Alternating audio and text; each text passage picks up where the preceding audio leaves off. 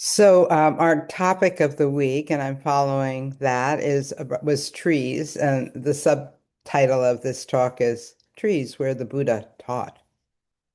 So the Buddha didn't awaken in a hermit's cave or on a mountain peak or in some grand meditation hall.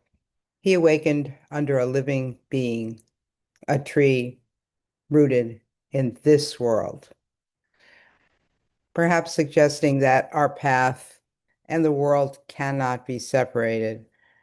Insight, wisdom, compassion is not something separate or extracted from life. It is discovered right within our life, along with many of the other attributes of the Dharma. So this is why we suggest you bring your life into your meditation, because it is found right in our life. So after the Buddha's awakening under the Bodhi tree, which we spoke to in earlier talk, he didn't start teaching right away. For several weeks, he just remained in the vicinity, kind of just sheltered by other trees, not the Bodhi tree, but other trees. And he sort of spent this time, he was reticent to teach, so the story goes, because he felt that the Dharma was just going to be too difficult for people to understand, that they had too much what's called dust in their eyes. But after a monk, Brahma, and excuse me, I'm going to probably not pronounce these words right, Sahamapati, pleaded with him. And he said that there are people with little dust in their eyes, meaning there are people that can understand his teachings. So then the Buddha walked north to the deer park in Isipatana. And again, he was beneath trees. He offered his first teachings. This is often referred to the first turning of the wheel. There was a lot in these first teachings. He taught about the Four Noble Truths, what we often refer to as the Four Ennoblings. He introduced the middle way, dependent origination, and the fact that all conditioned things are impermanent.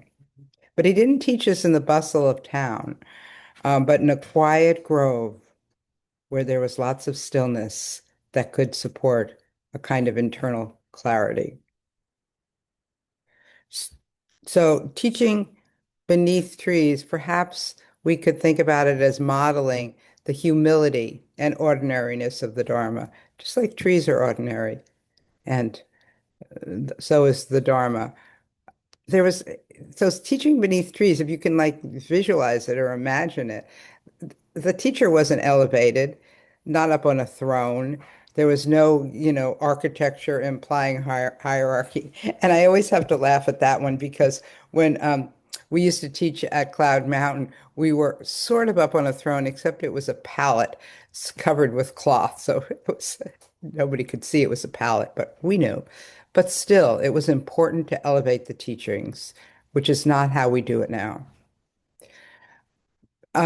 We don't elevate the teachers, and if we were in person, we'd be sitting in a circle. But, obviously, we're just each in our little squares here today. But we don't elevate the teacher in so many other ways that we've really deeply looked into about how we relate with you. Um, so that's very important to us because there's been a lot of problems and abuse that have come from this hierarchy, as well as not really validating that the ordinariness again of this teaching. So in a way, thinking about trees as the milieu in which the Buddha taught, it kind of levels the field, which is what we're all about. We're all about leveling the field. So no one owns a grove of trees. No one needs permission to sit there. Well, nowadays, probably there are groves of trees where you need permission to sit there, even have to pay a price to get in, but not in the time of the Buddha.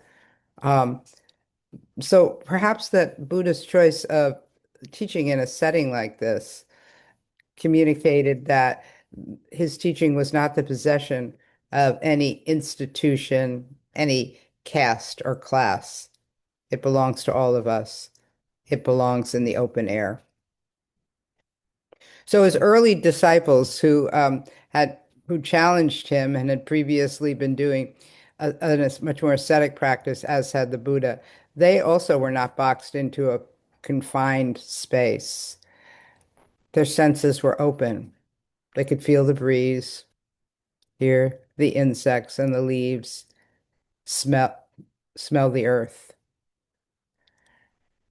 This it's kind of a receptive environment, perhaps quieting the nervous system and fostering a sense of spaciousness, which might be the qualities the Buddha really was emphasizing in meditation. And certainly the hope that many people nowadays aspire to in meditation. They come to meditation to quiet the nervous system, foster a sense of spaciousness. But it comes from a receptive environment in terms of what I was studying. And this kind of receptivity is really what we encourage in reflective meditation. So, perhaps you might imagine Dharma halls or been in Dharma halls or hope to be in Dharma halls as these kind of specially carefully designed places with very austere, clean lines with incense bells. And there are many Dharma halls like that. We preserve the bell part of it, that's milieu. But really, the first if we can call them even Dharma halls, because I don't know that that's quite the right word, but it was not like that. Its pillars were the trunks of the trees. Its roof was a canopy of leaves. Its walls were open to the elements, to the sky. Of course, now it's a vastly different time than it was at the time of the Buddha. Our Dharma hall is neither a building nor a field, but for this daily online meditation Sangha. It's the internet where we meet with hopefully sincerity, curiosity, presence.